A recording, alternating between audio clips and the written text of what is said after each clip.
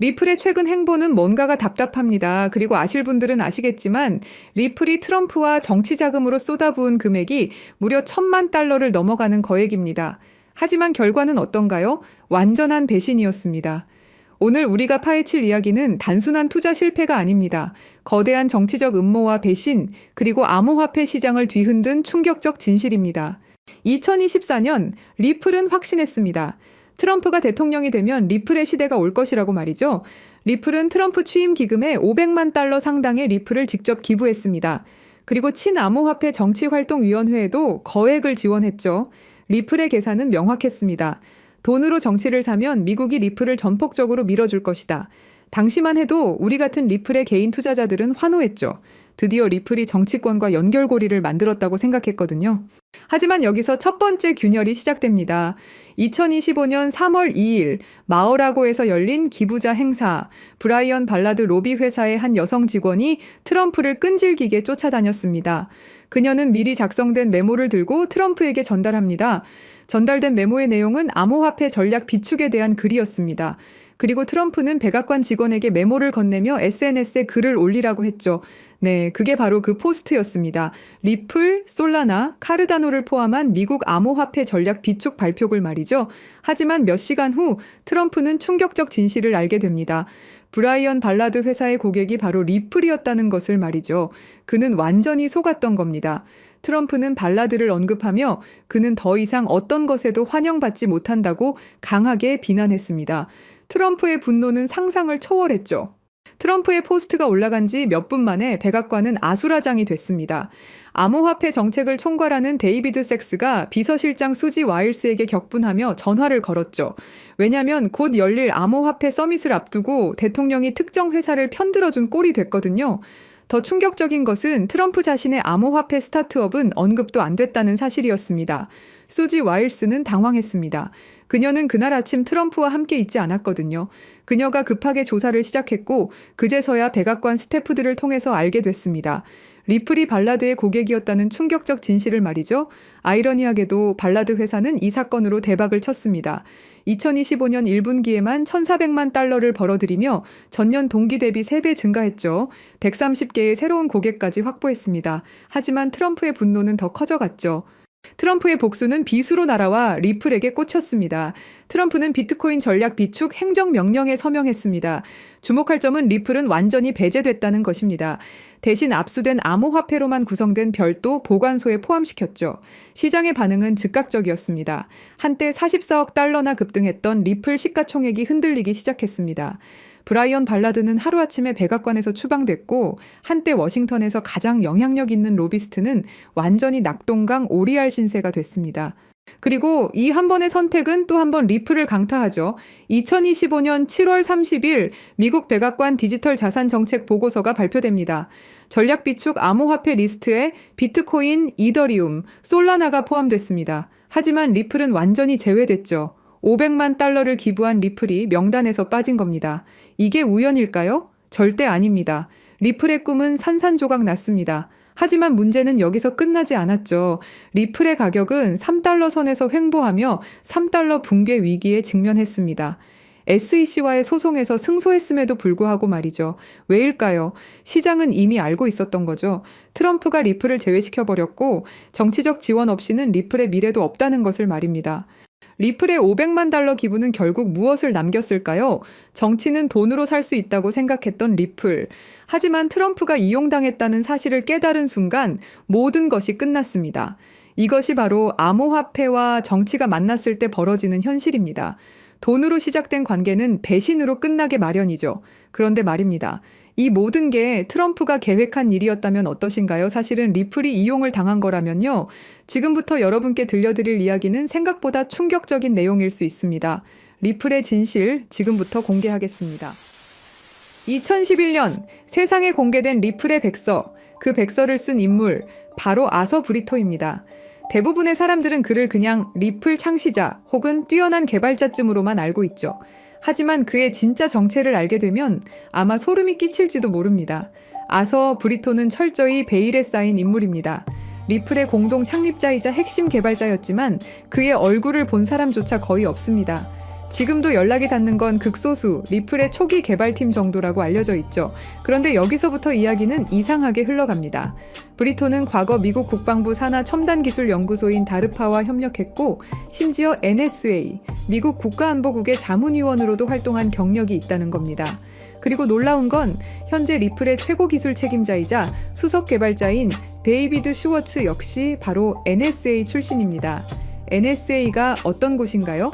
2013년 내부 고발자 에드워드 스노든이 세상에 폭로한 그 이름, 미국 전역을 대상으로 불법 감청과 감시를 벌이던 그야말로 딥스테이트의 핵심 정보기관으로 지목된 바로 그 조직입니다. 여기서 우리가 주목해야 할 건 이건 더 이상 단순한 개발자의 경력이 아니라는 겁니다.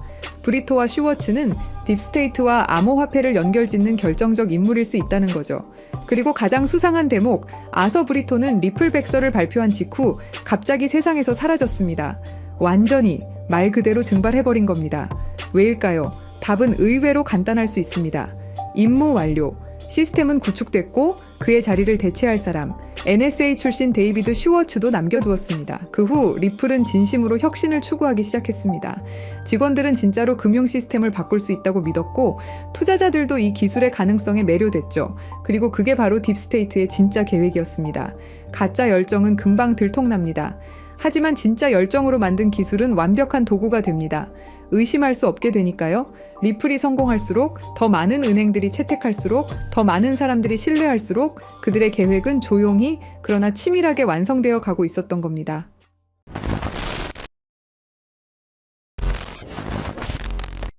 사실 리플의 구조는 처음부터 뭔가 이상했습니다. 리플은 RPCA라는 방식으로 거래를 처리합니다. 쉽게 말해 전체 검증자 중 80%가 오케이 해야 거래가 승인되는 구조죠. 그런데 여기서 중요한 개념이 있습니다. 바로 UNL. 이게 무슨 말이냐면 믿을 수 있는 검증자 리스트를 따르는 구조라고 보시면 됩니다. 문제는 그 리스트를 누가 정하느냐는 거죠. 바로 기존 권력자들이 정합니다. 새로 들어오고 싶다면 허락을 받아야만 들어올 수 있습니다. 겉보기엔 마치 모두가 자유롭게 참여하는 개방된 시장 같지만 속을 들여다보면 결국 소수의 권력자들만 투표하는 시스템이죠. 국민 투표합니다라고 해놓고 미리 짜인 대표들만 투표권을 갖고 있는 구조와 다를 바 없는 겁니다. 이 구조 자체가 딥스테이트가 설계한 통제 시스템일 가능성이 있다는 게 저의 생각입니다. 그리고 딥스테이트는 리플에게 계획적으로 시련을 주는데요. 바로 SEC의 소송이죠. 여기서 잘 한번 생각해 보시면 SEC는 수천 개가 넘는 코인들 중에 왜 하필 리플에게 소송을 걸었을까요? 이건 단순한 규제가 아니라 치밀하게 짜여진 스토리일지도 모릅니다. 리플은 정부와 맞서 싸우는 암호화폐다라는 이미지를 심어주는 거죠. 그래야 사람들에게 리플은 정부와 싸우는 코인이다라는 이미지를 심을 수 있으니까요. 그리고 여러분도 아시다시피 리플의 승리로 인해서 정부를 이긴 영웅처럼 포장되죠. 그렇다면 딥스테이트는 이 모든 시나리오를 어떤 힘이 있길래 가능하게 할 수 있었던 걸까요?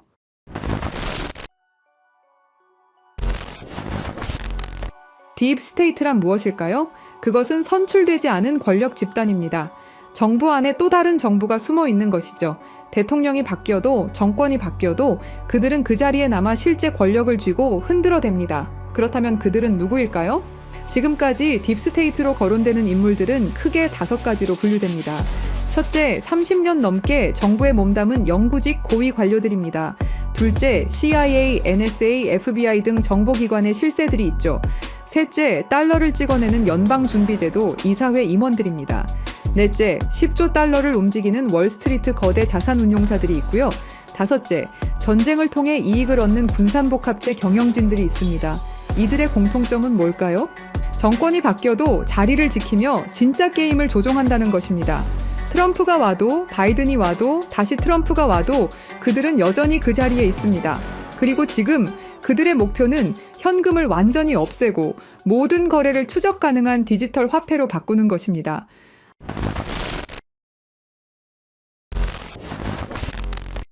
딥스테이트의 궁극적 목표는 현금을 완전히 없애고 모든 거래를 통제 가능한 디지털 화폐로 바꾸는 것입니다. 바로 CBDC 말이죠. CBDC가 왜 무서운지 설명드리자면 이건 단순한 디지털 화폐가 아닙니다. 디지털 감옥이라는 표현이 정확하죠. 모든 거래가 실시간으로 추적되고 정부가 마음대로 통제할 수 있습니다. 가장 무서운 건 프로그래머블 머니 기능입니다. 정부가 우리 돈에 직접 규칙을 심을 수 있다는 뜻인데요. 한국은행에서 실제로 공개한 예시를 보시면 CBDC를 사용할 경우 자녀 용돈 10만 원 중 2만 원은 오락비, 3만 원은 식비, 5만 원은 도서비로만 사용 가능하게 설정할 수 있다고 설명하죠. 예시는 부모가 자식에게 하는 거라고 하지만 이걸 국가와 국민으로 바꿔보면 어떨까요? 정부가 우리의 돈 사용처를 직접 정할 수도 있다라는 거죠. 일본 제품 사지 마라, 특정 지역에서만 써라, 3개월 후에는 자동으로 없어진다 같은 기능이 가능하다라는 겁니다. 상상만 해도 끔찍하죠. 그런데 이게 이미 현실이 된 곳이 있습니다. 바로 중국이죠. 중국의 사회 신용 시스템은 10억 대의 CCTV로 실시간 감시하면서 구매 내역 하나하나로 점수를 매깁니다. 담배 사면 감점, 기저귀 사면 가점. 점수가 낮으면 기차표도 살 수 없죠. 실제로 2020년까지 490만 명이 항공여행 금지, 165만 명이 기차여행 금지를 당했습니다. CBDC가 도입된다면 이런 일이 전 세계로 확산될 것이 분명하고요. 그렇게 된다면 모든 거래 실시간 추적, 언제든 계좌 동결 가능, 사용처를 정부가 제한, 돈의 유통기한 설정, 개인 신용 점수에 따른 차별이 가능해지게 됩니다. 이게 딥스테이트가 100년 동안 꿈꿔온 완전 통제 사회죠.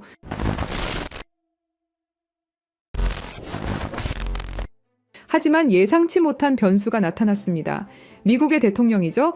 도널드 트럼프는 공식 석상에서 딥스테이트를 자신과 미국을 방해하는 정부 내 숨은 권력 집단이라고 규정해버립니다. 그리고 워싱턴의 기득권 정치 세력과 정보기관들이 뒤에서 조종하며 정책을 방해하고 각종 수사를 만들어낸다고 발언하죠. 트럼프는 이 딥스테이트를 미국의 적이라 말했고 재임 중엔 이들의 기밀 접근을 차단하는 조치도 취했습니다. 딥스테이트를 청산해야 할 내부의 적으로 보고 있고 반드시 제거하겠다고 다짐했었죠. 그러면서 트럼프가 CBDC를 제외시키고 선택한 게 바로 스테이블 코인입니다.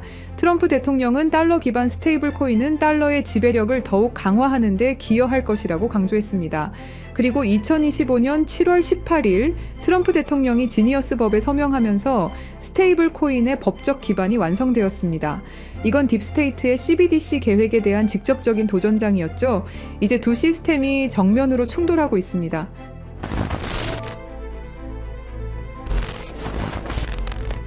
그래서 저희 팀은 지금 이 상황을 기회로 바꾸려고 합니다. 리플은 CBDC에 관련된 모든 프로젝트를 중단했고 공식 홈페이지에서 전면에 내세우던 CBDC 파트너십은 삭제됐죠. 그리고 스테이블 코인을 출시했습니다. 트럼프 정부의 반 CBDC 정책으로 인해서 딥스테이트의 계획은 당분간 조용히 때를 기다릴 것으로 예상됩니다. 하지만 이게 끝이 아닙니다. 오히려 스테이블 코인 시장으로의 대대적인 자금 이동이 시작될 것이다 라는 판단입니다. 크립토 퀀트에 따르면 달러 기반 스테이블 코인 시장은 지난 1년간 46% 성장했고 세계 최대 스테이블 코인 발행사 테더는 작년에만 130억 달러, 한화로 19조 원의 순이익을 기록했습니다. 그리고 글로벌 투자은행 번스타인은 스테이블 코인 시장이 내년까지 5천억 달러에 도달할 것으로 전망했죠. 이건 지금 시장 대비 4배 이상의 성장을 의미합니다. 그렇다면 스테이블 코인 급성장 시 최대 수혜주는 어떻게 될까요? 여기서 핵심은 스테이블 코인이 폭발적으로 성장할 때 그 생태계를 뒷받침하는 다양한 인프라들이 함께 급등할 것이라는 점입니다. 주목해야 할 플레이어들은 정해져 있습니다. 직접적으로 보자면 서클, 테더, 월드리버티 파이낸셜이 있겠죠. 하지만 투자자 입장에서는 다른 관점을 생각해봐야 됩니다. 인프라 생태계, 여기가 진짜 핵심이라고 할 수 있습니다. 스테이블 코인 거래량이 폭발하게 되면 뒷받침할 다양한 블록체인 생태계에 대한 수요가 기하급수적으로 증가할 겁니다. 현재 주류 체인들로는 절대 감당할 수 없는 수준의 거래량이 몰려오겠죠. 그때 필요로 하는 블록체인 기술은 고성능 레이어 1, 블록체인을 통한 대용량 거래 처리 능력, 레이어 2, 사이드체인 같은 확장 솔루션, 분산형 거래소 프로토콜, 디파이 네트워크, 브릿지 프로토콜 등이 있습니다. 느낌이 오셨나요? 우리는 이 흐름으로 최대 수혜를 받을 수 있는 프로젝트에 투자를 해야 됩니다. 이 중에서도 특히 주목해야 할 프로젝트가 바로 입니다. 이 코인은 지금 어떤 상호 운용성 제공업체보다도 더 많은 블록체인을 연결하고 있고 그 격차는 계속 벌어지고 있습니다. 서클과 같은 주요 기업들과의 파트너십을 통해 USDC와 EURS의 크로스체인 전송을 이미 지원하고 있죠. 파이어블락의 데이터에 따르면 2024년 스테이블 코인은 플랫폼 거래량의 거의 절반을 차지했으며 전 세계 USDC와 USDT 거래량의 상당량이 이미 이 코인을 통해 라우팅되고 있습니다. 이 코인은 30개 이상의 주요 메이저 네트워크를 연결하고 연결된 체인의 수정이 필요 없다는 큰 장점이 있습니다. 전 세계 굵직한 은행 금융기관들과 파트너십은 당연한 이야기죠. 글로벌 블록체인 상호 운용성 시장은 연간 25%에서 30% 성장하여 2030년까지 수십억 달러 규모에 달할 것으로 예상됩니다. 스콧 베센트 재무장관이 공식적으로 언급한 수조 달러 규모의 미국 국채 수요는 스테이블 코인 담보로 들어갈 국채 수요를 의미합니다. 이건 단순한 예측이 아닌 미국 정부의 공식 계획이며 스테이블 코인 시장의 기하급수적 성장을 의미합니다. 결국 이것은 단순한 투자 기회를 넘어서 우리가 어떤 미래에 베팅할 것인가의 문제입니다. 딥스테이트의 완전 통제 시스템은 트럼프로 인해 긴 휴식기에 들어갈 겁니다. 스테이블 코인이 CBDC를 완전히 대체하는 시나리오에서 그 막대한 생태계를 구성하는 핵심 인프라 프로젝트들이 상상을 초월하는 성장을 보일 것은 분명하죠. 스테이블 코인 생태계의 폭발적 성장과 함께 이 코인이 어떤 역할을 할지 함께 지켜보면 좋겠습니다. 그래서 이 중요한 정보를 구독자 여러분께 공유해 드리려고 하는데요. 공유 드리기 전에 아직도 안 누르셨다면 구독과 좋아요로 저희 채널에 힘을 더해 주시길 부탁드리겠습니다. CBDC는 통제사회로 가는 지름길이고 개인의 금융 자유를 제한하는 프로젝트입니다. 우리는 어떻게든 막아내야 합니다. 그렇다면 우리 개인들이 할 수 있는 일은 뭘까요?